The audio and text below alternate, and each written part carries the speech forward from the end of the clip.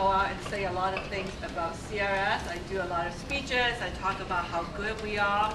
But actually, you make me an honest or dishonest person basically by what you do. And it is because of you that we have our bragging rights. And I just want you to know that I know that the truth of everything I said really depends on my colleagues, what you do every day. So I just want to say thank you. I'm going to speak for about, 10 minutes or so. I actually have a little one-pager that I will send to Sarah just so that you don't have to take notes. The SIS project is dear to my heart, and just because it's one of the first things that I became engaged in. We were going to have a visit from Amy Goldman, who was the president of the Round Horse Foundation, which gave this grant. So I had to phone up immediately and study the piles of documents, which is not only the proposal, but the other work that we have done in partnership capacity strengthening. And I had to sort of engage her and speak to her about what we would deliver and the commitment that we have to this. Partnership is clearly very critical to us. It is one of our 6 strategic drivers. And actually, even when I was back in South Bend before I joined in January, I actually studied a lot of different documents and read a lot of things to come out with the 6 strategic drivers. So I just want you to know, even at that point, partners and partnership was very clear to me that it was one of our strategic determinants, which means whether we flourish, whether we are effective, this is a very big lever. And that is how we expand and choose partners, and also how we manage our partnership. The reason I think that's very important, I think Bob also mentioned that, but I just want to echo that I share those thoughts, is because I think that because of the scale that we operate in, because of the scope of programming we do almost everything actually. And we are actually fairly thin in some ways as an agency. The only way that we could have that coverage, both programming and geographically, is how we use partners. And I checked with Mark Palmer. We have about 1,250 partner organizations that we list in our annual report. So just to give you a sense of that. So whether we succeed or not is highly dependent on our partners and on our partnerships. And I think for the reputation that CRS has, we're not a niche agency. We're considered global. We're not regional. We are global, and we are integral human development. So for that type of breadth, and for that type of reputation, and for that type of claims that we make over and over again, we need to really realize and be humbled by the fact that our vitality, our success depends very much on partners. The other reason that is important, and Bob alluded to that too, is that by Catholic social teaching, subsidiarity is very important. It is important for us to delegate, to develop as much as possible partners, because that is also the route to human dignity. Who wants to always follow behind somebody else?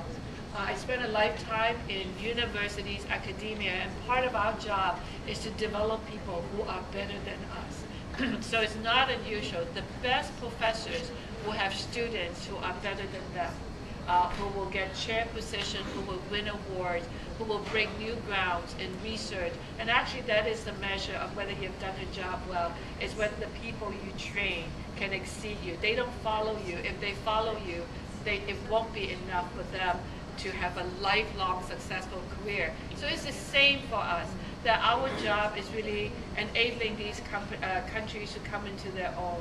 And I think now is a lightning way, because education is so available to people. I think the level of sophistication in terms of access to both technology and knowledge is so high that people now are at a different level of capability and absorptive capacity. That's why we can't really hold them back. So that's, you know, Catholic social teaching. I think that is the expectation of both our partners and our donors.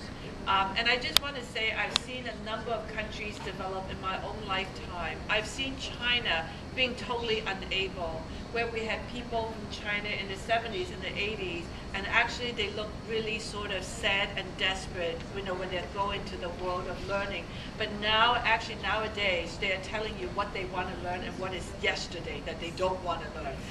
And I've seen the Asian countries, of course, come into their own over and over again. And I think that is the picture that we need to have, and that is for some in 10 years, for some in 20 years. These are major players, these countries that we operate in. And so it is their expectation.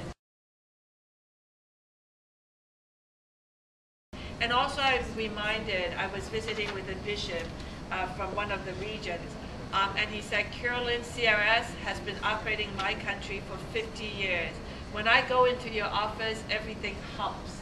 When I go into the local Caritas office, it doesn't look like this. I think you guys have let us down. Sean Callahan was with me in that meeting. Why doesn't the local Caritas look like the CRS office? And this is after 50 years. All right, and we both nodded and said, yes, we need to do better, because I think that is a legitimate desire and a legitimate kind of expectations and criticism. So this is why it is important. I shared with Emery yesterday a number of things which are on my mind, and I just want to share with you regarding the design of your project. Because I think some of these things, knowing us, I know you guys, you are an implementer operator. Once you get your structures, once you get sort of like the, you know, 5-step plan of what you want to do, you know, we move into action right away, and we develop the curriculum, we develop the processes, we start teaching, we develop the material, we put them online, and so all of these actions will follow, which is great. I love implementing organizations. But these are the 6 things I hope that we don't forget. All right? The first one is that the relationship with our Catholic partners is really important. And I know sometimes they could be frustrating. I know that sometimes they whine a bit. Sometimes they want certain things, but then they don't want to do their part. Sometimes we want to cut them some leeway, want us to cut them some leeway, and so on. I know that that is difficult, but we have to think about them as part of the family. And some of us have gone through polarity training, and that is sometimes you have to do both ends. And working with them, you have to know how to lead, you have to know how to follow. You have to know how to accede to what they need without losing a sense of what we need. You know, sometimes just saying yes to certain things would not allow them to succeed and would not allow you to succeed. But on the other hand, it's also the humility to know sort of how to draw the balance, when to listen, when to follow, when to lead. And so I just want to remind us of that, because you know, we have a lot of partners, a lot of Catholic partners. Sometimes the expectations of us are not totally sort of like, wow, did I buy into this, right? I mean, not only are we trying to help, or we think we're trying to help, but sometimes we are, you know, being blamed for not helping enough, or not helping in a good way, or not helping in a way that people need, and so on. I think all of those require a certain attitude and a certain balance. And I know you will work it out well. You have the skills so long as you have the proper attitude. If you don't allow yourself to get frustrated or resentful. And a proper attitude is always mutuality, all right? You gotta have mutual benefits. You gotta have mutual respect, and sort of a sense of that mutuality, and a sense of sort of what does it take to succeed, right? I mean, there got to be some external anchors as you're managing that. So that's the first thing I just want to say.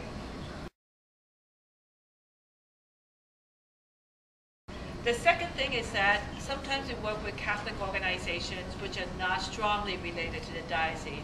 They could be religious organizations, you know, it could be a religious order or something like this.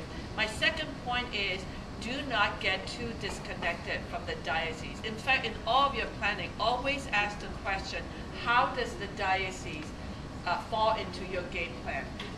The reason is that some of those will be very natural. You have just kind of a hand-in-glove relationship with the diocese. A lot of your programming is with them. You use their facilities, and they love you. And in some situations, the diocese is just sort of out there, not very connected to the work that you do.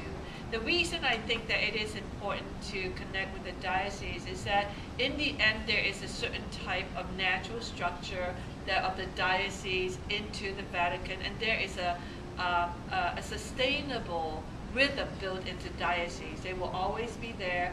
There will be new leadership.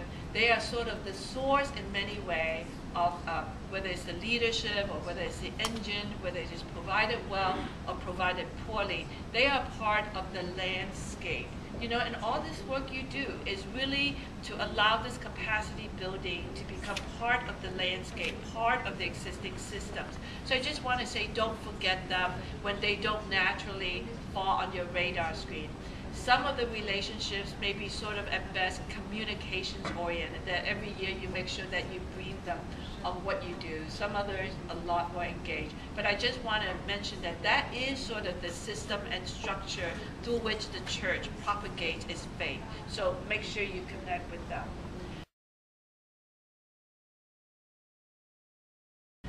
The third thing I want to say, I know you're talking about universities, they have knowledge and so on. I want to emphasize specifically Catholic universities in the developing world. So for example, in Africa, I lost count because they're always changing. There are like 6 or 7 emerging Catholic universities. We have Catholic University of Sudan, there's another one in either Kenya and Uganda. I can't keep track, they're all sort of wanting to start. We want to be selective, but we must think about these Catholic universities as the people who could sustain this work. While we're developing our partners, we have to think about universities also having the capability to keep training. And in fact, in my other project with USCCB, before I came to CRS, working with Pat Markey and Emma Sia, the East Africa Episcopal Conference Association is 10 different countries. The whole idea is, how do we do capacity building for the East African Church? And we decided the best way to do it is to support the fledgling universities for 2 reasons. If we give them people funding to attend these universities, right? I mean, short courses, we're not talking about long courses. It allows these universities to have 2 things, both money, 3 things, money, some of the curriculum modules and so on that would be transferred to them by various US universities. So they will have some money, they will have some courseware, basically, and also training. And the third thing is help them build a track record, help them build their credibility, because they are going there, they're going to be there training and training, training and training. One of the things that you deal with is that if you're very successful in your capacity building, a lot of the employees and staff of those organizations will leave, right? Once they come to a different level of expertise in these countries, there's a lot of opportunities. So you may have trained them at one point in time, they move. And you know, you should not begrudge people for moving if they sense opportunities. So a lot of our work actually may not be sustainable because of this type of rotation and transition of people. So along the way, it's important to invest in our resources in the training source, which will stay there, which could keep training over and over again and expanding that. So in fact, there, Father Pius, who is, I think he's the vice chancellor of the university there, and he was the person who ran MSCF for a while, whatever. They're already starting to talk about 4 courses, for example, non-credit courses for developing various things. So I just want to say, in certain regions of the world, particularly in East Africa, do not forget that all this good work that you do may not be sustainable if you don't think about sort of which is the source that could stay there and continue with the training. So that's the third point I want to make.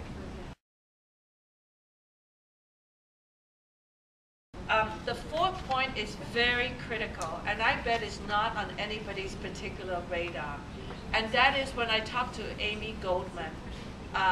Clearly she doesn't know me, and she's trying to read me, and how serious am I, and so on and so forth. We hit on a point, and that's the point that we connected. And of course, clearly they made a big commitment to us, and that is how committed will CRS be in doing this work. And it's not just how hardworking we would be, but could we really deliver this?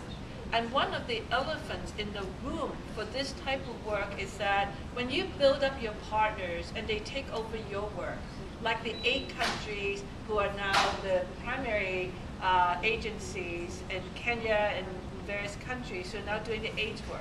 We have now stepped back, we have now receded from the action, we serve more as technical advisors, but the bulk of the work, and therefore the bulk of the funding, goes to them. And in fact, we have seen our funding comes down by $100 million, all right? And so if you do your work well, there should be more and more of that, right? I mean, that's just, we can't avoid that particular sort of logical deduction. Yes, there will be some countries where they're still not able, but more and more countries will become able, and they will look like those 8 out of 10 countries that now are the leaders and the managers and the principals on those grants. And we are very proud of ourselves. We said that we helped them develop 14 grant proposals, and 13 were funded for them. That's great. But in order to really get excited about this work, we got to know what we will become. Right? Because in some ways, as we move out of the work of managing clinics or managing particular programs, because people now can manage those, and it is their country, they should be managing those. And actually the people I meet all over the world, the young people, they have master's degrees and so on and so forth, they should be managing those. So the question is, what will CRS become? Because if all we do is feel like we're shrinking, then we couldn't get too excited. At a certain point, there's this reality that you have to come face to face with. So it's very important, and I told Sarah over and over again, and I told Amy, I said, Amy, I think we are an implementer organization. I just could see us, we're doers, we get things done. But here is really sort of an existential question, and that we need to be answering that question, or else, at a certain point, our enthusiasm will be limited. And that caught her. And that caught her, it was because it was honest, right? It was, everybody here would not. So you got to think about that, and you cannot become intimidated. On the one hand is sophistication requires you to do things which are harder. So if we think that, with all of the benefits that we enjoy in this country and all of our experience, that we have to think about the new value added by CRS, our new sort of value added model for us, because otherwise we're just standing jobs that should go to other people. And in kind of like industry evolution, we have seen it. IBM used to do certain things. Now it doesn't make hardware. Now it says they are the solution provider, all right? So I could give examples of over and over again of how sort of lower value-added jobs, you have to transition out of this, and we have to think about what we're doing. And that ties in with the other strategic drivers, such as our signature areas, and how we would, what should those be, and how do we get from sort of the more sort of execution operation type of project to what else? That's the 4th point. And I'm sure that it's not on anybody's particular job description to worry about that. But it really, I would expect of this group to be able to deliver that answer.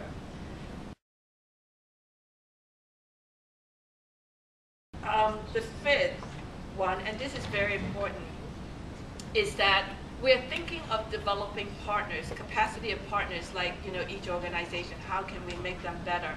I think that there is some talk about how do we make ourselves better, but I think one of the most important opportunity, and I don't even know whether it was in the mind, in our minds when we were writing this grant, is how do we create a network of partners?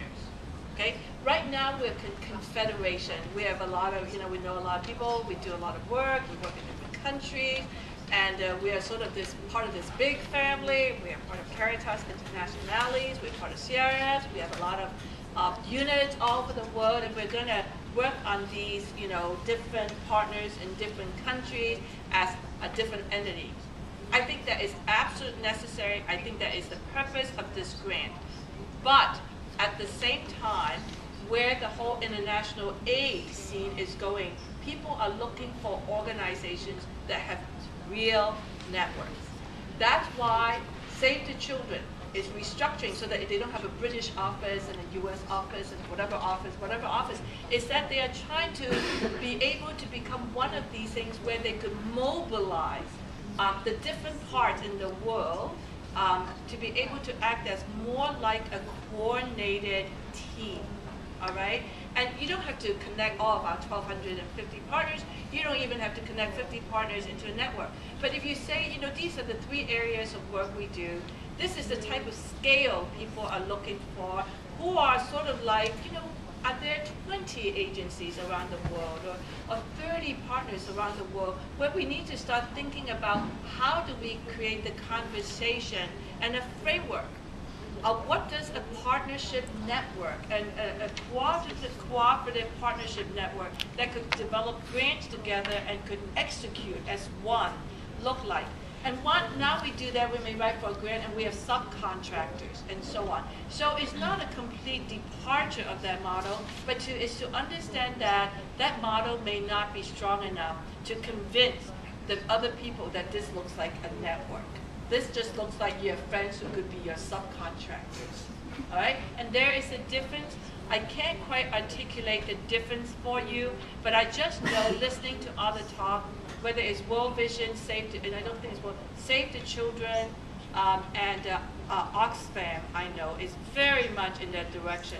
And actually some of the structural organization that they're doing is painful, So the question is, without going through that type of pain, how can CRS access a long-time relationship in many different ways and kind of create sort of capacity to become a network, right? So that's different a bit from what you started out. And the final thing I want to say is be sure you have regular communication with the Round Horse Foundation. I think people just need to know. Maybe once every 6 months you meet, once every 3 months you send a report. So I want to end by saying there's only one caution I have. I think that this project came at just an incredible time. It's a gift. And the people who wrote the grant to make it happen and conceptualize, I want to say thank you. It's a gift. My greatest concern about this project is not that it will not succeed, because I think it is in your DNA to make something succeed.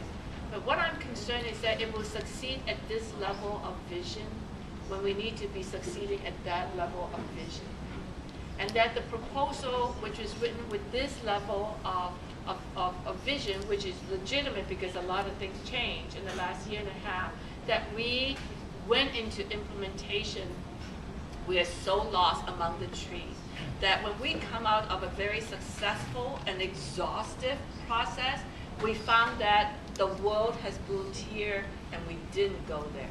So my charge here first is just to say thank you. Think of this as an opportunity which can be transformative. Right? Just transformative and prepare us in a different way to operate as a network for particular programming where the partners are strengthened in the process, but the network also becomes real. Thank you very much.